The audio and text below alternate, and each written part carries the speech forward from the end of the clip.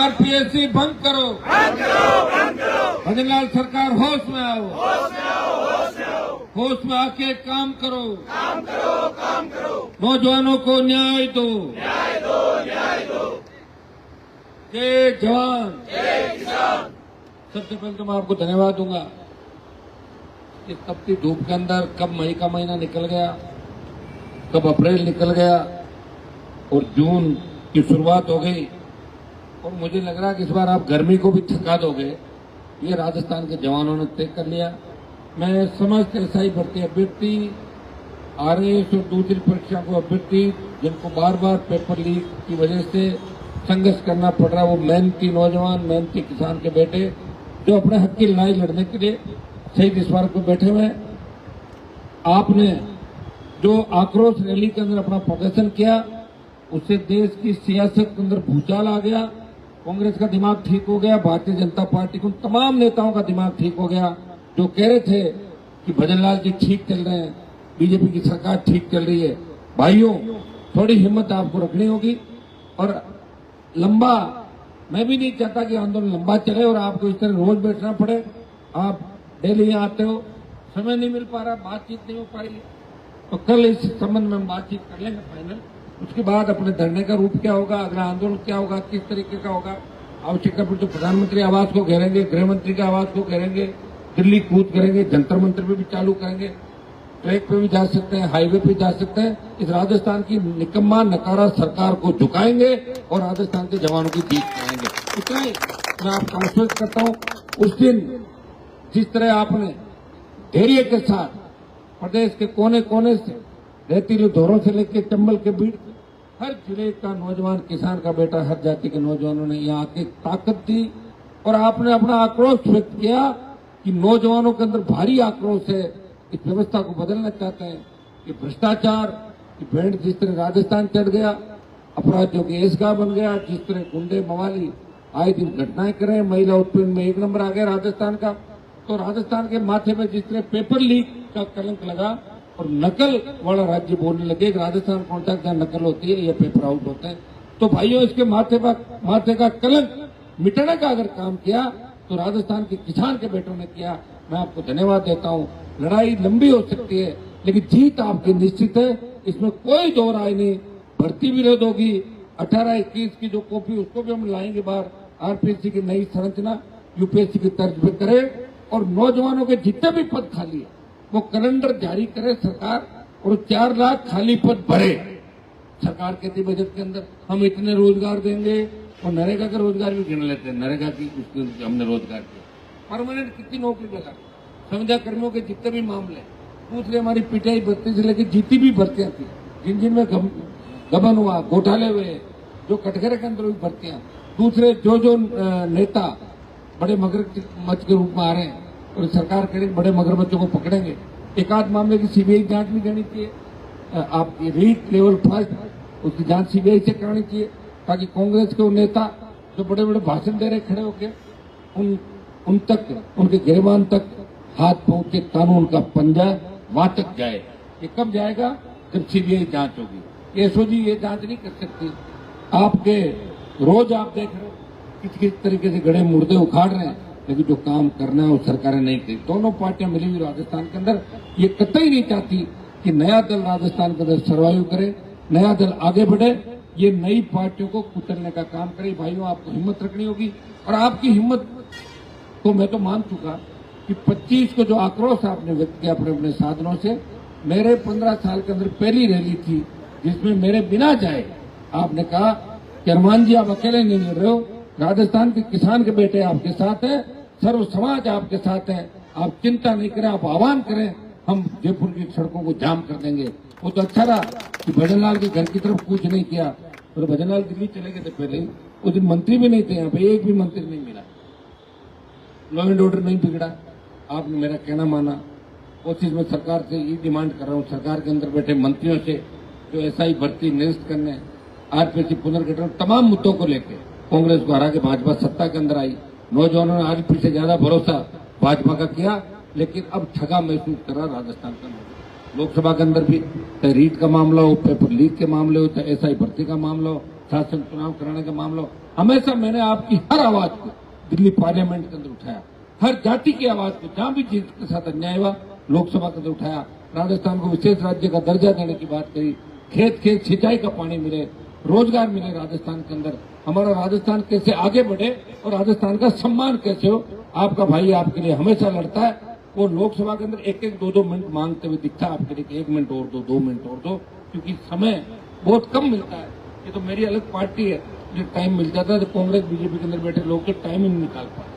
आपने देखा होगा तमाम वर्गों के हमेशा मैंने आवाज उठाई, और क्योंकि जवानों के संघर्ष से, छात्र संघ से निकलकर मैं यहाँ तक पहुंचा हूँ, आपकी प्रत्येक नौजवान की पीड़ा में समझ सकता हूँ। जयपुर में किस तरह आप रह रहे हो, किस तरह पीजी में रहते हो, किस तरह फ्लैट लेकर रहते हो, और फिर लाइब्रेरी के अंदर पढ़ते हो, पूरी जिंदगी पढ़ाने में खपा देते हो, और उसके बाद पेपर लीक हो जाते हैं। तब आप पे क्या बीतती होगी, जब किसान की करोड़ की या 50 लाख की फसल खेत के अंदर ले रहे हो और अचानक से फसल नष्ट हो जाए या आग लग जाए या कोई दूसरा, उस किसान पे क्या बीतती होगी, वही इस जवान पे बीत रही है। आखिर हम क्या करें? जवान एक ही बात कहता है, आखिर क्या करें, किसके पास जाएं? अभी तो मैं आपके बीच हूँ, जो मेरे पास आ सकते हो, मैं आपकी पीड़ा दूर भी करूंगा, आंसू भी पहुंचूंगा, लेकिन आप अगर मुझे ताकत नहीं दोगे तो फिर आंसू कितने समय तक, इसका आपको ध्यान रखना। ये मामला तो सड़ जाएगा आपका, इसमें आपकी जीत हो जाएगी, लेकिन आपको पढ़ लेना कि 2028 कांग्रेस भारतीय जनता पार्टी को पछाड़ देंगे और हमारे सपनों की सरकार बनाएंगे। आइए, लोग जातीय जहर घोलने का काम भी करेंगे, तरह तरह के लोग हैं। दुकानें बंद हो गई, चालू कैसे करें? दुकान चालू कराने के लिए कोई लोन लेता है, कोई इधर से करता है, उधर से करता है, बंद दुकान को चालू करने के लिए। तो कई लोग जो मानसिक विकृत, मानसिक बीमारियां हो गई, तो क्या जैसी बातें भी करेंगे। हमें उन चीजों का ध्यान नहीं रखना है, अपना टारगेट और लक्ष्य जो है उधर हमें चलना है। अभी टारगेट यही है कि आरपीएससी भंग, एसआई भर्ती रद्द, तमाम जो भर्तियां चल रही है एसओजी के अंदर, उनमें कौन कौन मुलजिम है, किसको निकाल रहे हैं, किसको नहीं निकाल रहे, और रीट लेवल फर्स्ट की सीबीआई जांच, ये हमारे प्रमुख मुद्दे हैं। सारे खाली पदों की वैकेंसी निकाले, ये मुद्दे, इन मुद्दों में जब अपनी जीत हो जाएगी अपनी सरकार को झुका देंगे। अगला पड़ाव, अगला आंदोलन होगा अग्निवीर का देश के अंदर, वो भी राजस्थान की धरती से अपन वापिस चालू करेंगे, और सेना के सम्मान के अंदर देश के जवानों के लिए राजस्थान इस बार नेतृत्व करेगा।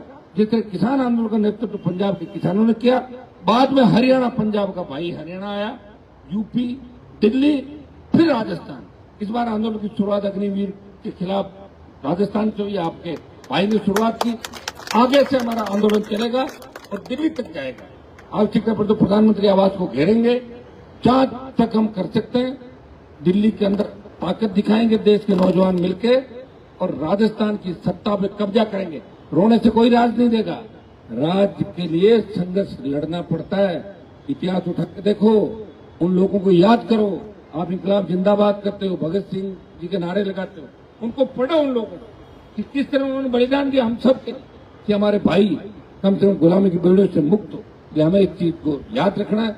और जवान ही लड़ता है देश के लिए, बुजुर्ग कम लड़ा। बुजुर्गों ने अहिंसात्मक आंदोलन किया, गांधी जी लाठी लेकर अहिंसा अहिंसा की बात करते, लेकिन धर्म दल अगर नहीं होता तो कौन जीत दिलाता है आपको? धर्म दल से ही जीत। अंग्रेज अगर डरे, भागे, जब उनके जूते पड़े, उनको मारा, गोलियां मारी, बम फेंके, डर गए अंग्रेज, डरे हुए अंग्रेज भाग गए। तो अपन कहते हैं नरम दल बातों से, अहिंसात्मक तरीके से तो बात हो सकती, लेकिन कई बार घी जब सीधी उंगली से नहीं निकलता तो टेढ़ी करके निकालना पड़ता है। मुझे लगता है कि भजनलाल जी की सरकार सीधी उंगली से मान जाएगी। अगर नहीं मानी, उंगली जिस दिन टेढ़ी हो गई उस दिन भजनलाल जी भी एसआई भर्ती के साथ साथ भर्ती रद्द हो जाएगी, वापस चले जाएंगे। मुझे लग रहा है दोनों काम एक साथ नहीं हो जाए। ये भजनलाल जी, आप इस बात को सुने। आप कह रहे हो कांग्रेस के लोगों को आपने छोड़ रखा 3-4 बयानवीर, जो शायद आपसे तनख्वाह लेते होंगे बयान देने। इतना ही काम करो, बयान दे दो। और आपने कांग्रेस के नेताओं से टिकटें भी आपके हिसाब की दिलाई। उपचुनाव में जब 11 सीट हारने के बाद आपकी नाव डगमगाने लगी, डूबने लगी, तब आपने कांग्रेस के नेताओं को कहा मेरी इज्जत रखो, मैं तुम्हें पेपर लीक और उसमें नहीं पकड़ाऊंगा। और आपने 4 सीटों पर कांग्रेस की जमानत जब्त कराने का सौदा बीजेपी और कांग्रेस ने मिलकर किया, और वो दंगा आपने राजस्थान के अंदर किया। और कांग्रेस पार्टी ने जो सौदा किया वो महंगा पड़ेगा कांग्रेस को। कर तो लिया सौदा, लेकिन राजस्थान का जवान जान चुका है कि कांग्रेस बीजेपी की गोद के अंदर जाके बैठ गई और बीजेपी कांग्रेस को मदद कर रही है। इसलिए आने वाले समय पर हमें मिलकर लड़ना होगा। जब राजस्थान की तरफ उंगली उठती है तो प्रत्येक उस राजस्थानी की तरफ उठती है तो इस राजस्थान के अंदर पैदा हुआ, जिसने राजस्थान के प्रत्येक वर्ग के लिए छोटी से लेकर बड़ी लड़ाई लड़ी।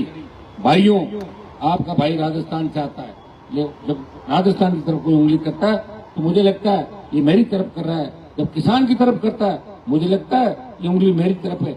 इसलिए मैं लड़ाई लड़ रहा हूँ। मुझे लड़ने की आवश्यकता नहीं है। मैं भी इन बड़े बड़े मंत्रियों के साथ आराम कर सकता हूँ, गर्मी की छुट्टियां मनाना, बाहर मैं भी जा सकता हूँ। वो गाना है ना कौन सा, पानी पानी सानी सानी, मुझे कोई रोक रहा है क्या वो करने के लिए? तो कर ही रहे आते लोग, पानी पानी सानी सानी, नाच रहे हैं, विदेश जा रहे हैं, डिस्को में, पब में। मैं तो मेरी जिंदगी में नहीं देखा ही नहीं पब कैसा होता है, कैसा डिस्को होता है। बच्चों से सुनता हूँ किससे कैसा होता कैसा नहीं होता। हमारे तो पार्लियामेंट के मेंबर एमएलए जब था कमेटियों में जाते थे, रात को लेट तुम क्या करके आए, बोले मौज मस्ती करके आए। साड़ी वो भी नहीं करी, जिंदगी ऐसी नहीं करी।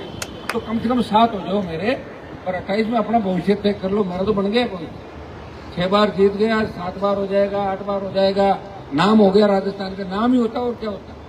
या तो नाम कर लो या चोरी चकारी कर लो। वो करने तो पहले ही कर लेता, मुझे कौन रोक रहा था। तो नाम मेरा हो गया और मैंने आपको लड़ना सिखा दिया। अब सरकार आपसे डरती है, आप सरकार से नहीं डर रहे हो। मैंने राजस्थान के जवानों को उनके हक और अधिकार के लड़ना सिखाया।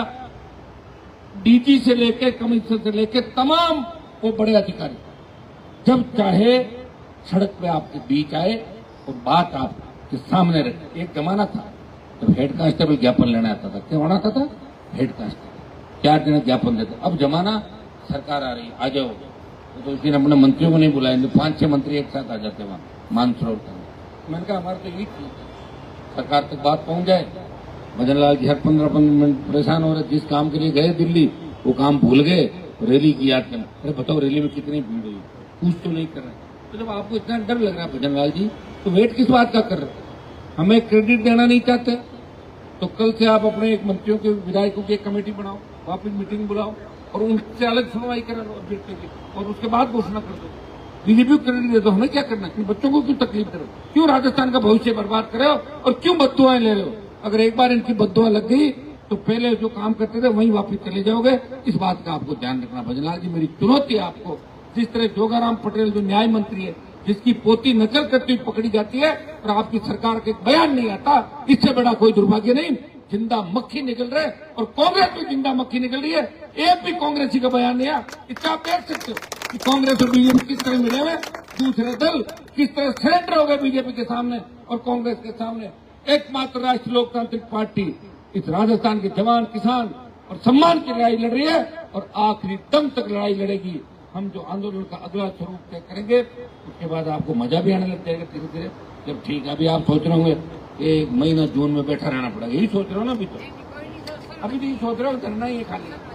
आपको पता थोड़ी अगला क्या कराएंगे। अब जो यार रोज आओ, 6 बजे 5 बजे आ जाओ, फिर 8-9 बजे वापस चल दो, ऐसे तो सरकार ही नहीं जगेगी।